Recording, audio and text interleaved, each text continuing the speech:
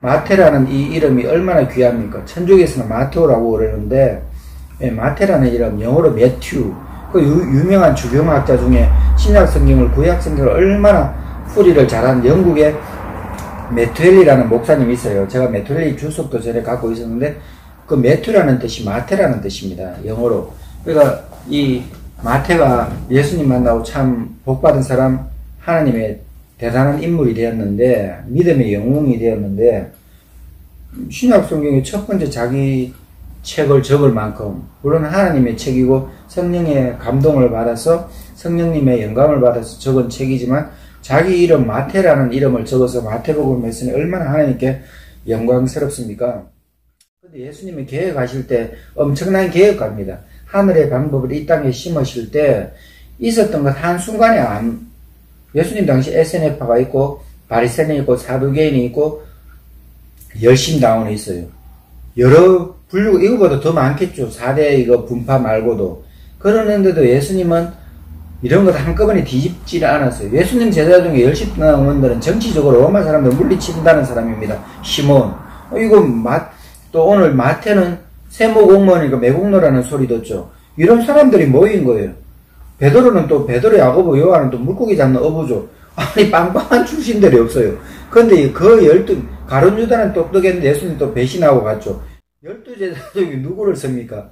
근데 예수님이 3년 동안 이 제자들을 가르쳤을 때 이 제자들이 예수님과 동고동락하고 예수님 하시는 것 보고 듣고 느끼고 같이 체험하고 사도행전에 가가지고는 완전히 성령 받으니까 하늘나라의 이를 비밀을 깨닫게 되고 예수님을 알게 되고 성령의 영감을 받으니 성령의 은사를 받으니 세상을 뒤집어 버리는 사람, 믿음의 영웅들이 되지 않습니까? 얼마나 멋진 일입니까?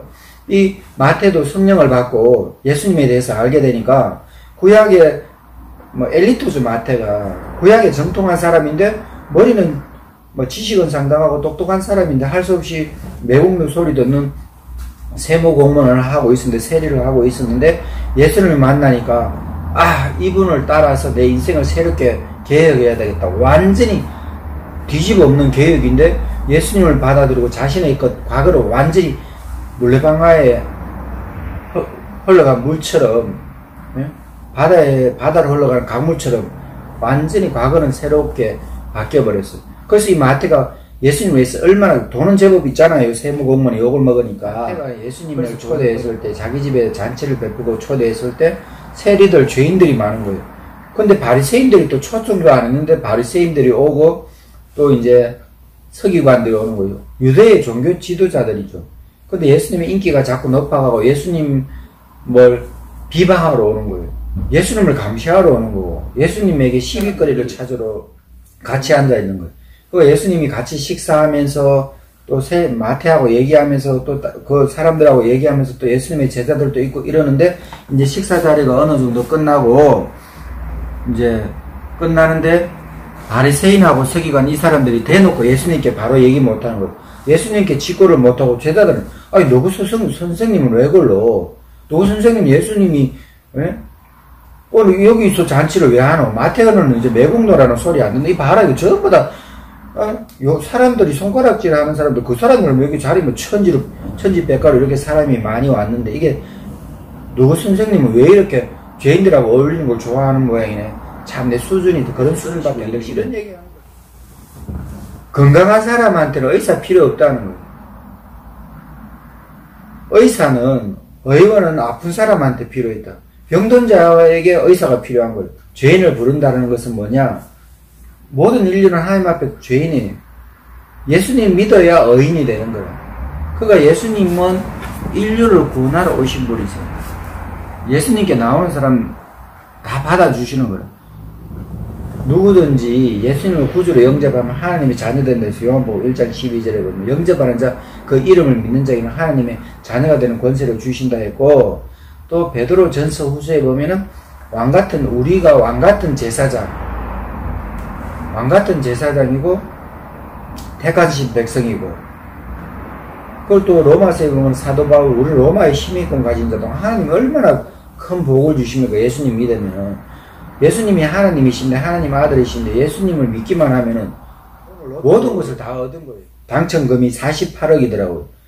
아니 로또 당첨돼가지고 대한민국 다 사고 남을 로또가 있다 하면은 그거 안 살 사람 누굽니까? 그 번호를 가르쳐주고 하늘에서 계시해주고 하늘에서 가르쳐줬다 하면 그거 복권 안 살 사람 누가 있어요? 그거하고 똑같은 거예요. 우리 예수 믿는 우리 크리스천들이 깨달아야 되는 거 이거예요. 아니 하나님보다 더 귀한 게 어디 있고 복음보다 예수님보다 귀한 것이 어디 있습니까? 모든 것인데. 근데 예배가 제사 유대인들이 하나님 앞에 제사 지낼 때 제사만 아니라 하나님께서 긍휼을 원하신다 그래요. 긍휼을 뭐냐면 제사 지내고는 이웃도 하나도 안 돌보고 어려운 사람 하나도 관심 없고 하나님 앞에 나는 할 바 다 했다 해버리면 안 된다 이거예요. 부모님도 돌봐야 되고 형제도 돌봐야 되고 친구도 살펴보고 병든 자 있으면 위로해주고 찾아가서 어렵고 힘든 사람들 찾아가서 신방해주고 기도해주고 축복해주고 그게 성도의 마땅한 거고 내 가진 것을 남 부족함 채워주고 긍휼을 베풀어 긍휼지시 제사보다도 긍휼을 원한다는데 이 서기관 바리새인들은 저거는 거룩하다고 예배를 잘 드린다 하면서 하나님 뜻대로 산다 하면서 얼마나 교만하고 안하무인이고 예수님 힐난하러 왔으니까 예수님이 그럽니다. 누가복음을 좀 더 상세해요. 포도주를 만들 때 양이나 염소를 잡으면은 안에 내장을 다 제거하고 가죽을 뒤집어요. 그러면은 가죽을 뒤집으면은 털 다 깎고 가죽을 뒤집어 가지고 그 안에 뭐를 넣냐? 포도주를 넣어요. 포도주를 넣으면 포도주가 발효가 돼요. 포도주가 섞는 게 아니라 숙성이 되죠. 발효. 그러니까 발효가 되고 숙성이 되고 오래될수록 좋은 포도주가 되는데 그 5년이든 10년이든 20년이든 포도주를 담아놓은 그 가죽 부대가 어느 순간에 터져요. 그러니까 포도주를 마시고 가죽 부대는 일회용으로 이제 못 쓰게 되는 거죠. 10년, 20년을 쓸 수 있지만 가죽 부대는 한 번 쓰고 포도주를 다 내고 그 가죽 부대에 다시 또 새 포도주를 넣는 법이 없어요. 예수님 그거 말씀하시면 왜? 새 술은 새 부대에 담는 거예요. 새 포도주는 새 부대에 담는 거예요. 쉽게 말하면은 새로운 것을 예수님의 이 복음은 유대의 율법주의하고는 안 맞다. 이거 율법은 구약성경가 맞아요. 근데 율법을 운영하는 율법주의에서 잘못돼 버리니까 그 율법주의로 예수님하고 안 맞다. 이 말씀. 종교적인 것은 있었지만 삶의 현장에서 지쳤어요. 힘들었어요. 좌절했어요. 절망했어요. 하나님 찾아도 인생의 문제가 해결 안 됐어요. 근데 하나님 찾고 찾던 구하고 구했던 그 기도가 마침내 응답했어요. 그래서 이런 말이 있습니다. 기도는 길어도 응답은 순간이다. 긴 기도 끝에 응답이 왔어요. 예수님이. 그래서 예수님이 마태의 삶 속에 저벅저벅 걸어오시고 나를 따르라 하니까 그 예수님의 첫 일성을 잊지를 못하는 거예요. 첫 마디를 나를 따르라. 그럼 마태는 예수님을 따랐어요. 3년 동안 예수님을 따랐어요. 예수님이 십자가에 죽으시니까 마태는 인생 끝난 줄 알았어요. 근데 예수님이 3일 뒤에 부활해가지고 진짜로 부활했거든요. 그 부활하신 예수님이 제자들과 40일 동안 있다가 감람산 올리브산에서 성천하죠. 이대로 예수님은 가신 것 그대로 다시 오신다 했는데 마태는 이것을 기록하고 예수님의 일생을 그래서 예수님 유대인들을 위한 복음을 적을 때에 동방박사 얘기도 기록하고 그 다음에 구약성경 미가서 5장 2절 구세주는 유대 베들레헴에서 태어난다. 그리고 유대인들한테 미가서 5장 2절 미가 예언자가 말한 5장 2절을 인용해가지고 예수님 여기서 안 태어났나?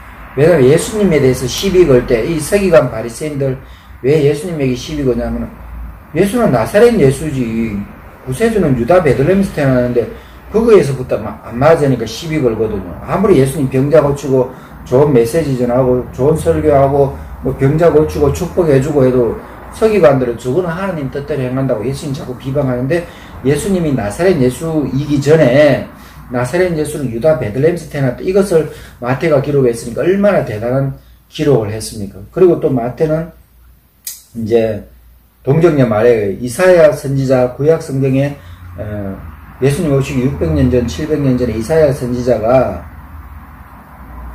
동정녀 처녀의 몸에서 예수님 태어난다 할 때 그것을 또 마태가 기록한 거예요. 이사야서 7장 14절 인용해요. 오늘 또 본문에 호세아 6장 6절 하나님 제사보다도 긍휼을 원한다. 인자한 것을 원한다. 이러고 얼마나 많은 구약 성경을 언급해가지고 유대인들한테 봐라. 이 예수님 확실하지 않냐. 퍼펙트다. 뭐를 더 찾노. 이렇게 기록을 했으니 마태는 하나님의 선물이라는 이름대로 살게 됐죠. 예수님을 만나서. 하나님의 은사, 하나님의 은혜라는 이름대로 살게 됐죠. 그리고 마태는 자기가 예수님을 하나님의 선물로 받았어요. 하나님의 사은품으로 예수님을 받았어요. 하나님의 선물로. 하나님의 선물로 예수님을 마태가 받았을 때 또 마태는 마태복음을 기록해가지고 예수 믿는 모든 사람들에게 하나님의 선물을 준 거예요. 왜? 예수님을 소개하는 이 마태복음이 얼마나 귀합니까? 오늘 이제 마쳐야 되는데, 박정관 기자의 바이블 탐은 오늘 여기서 마치겠습니다. 예, 오늘 여러분 복된 주일 보내시고 늘 하나님 안에서 행복하고 즐거운 인생이 되시기 바랍니다. 감사합니다. 샬롬.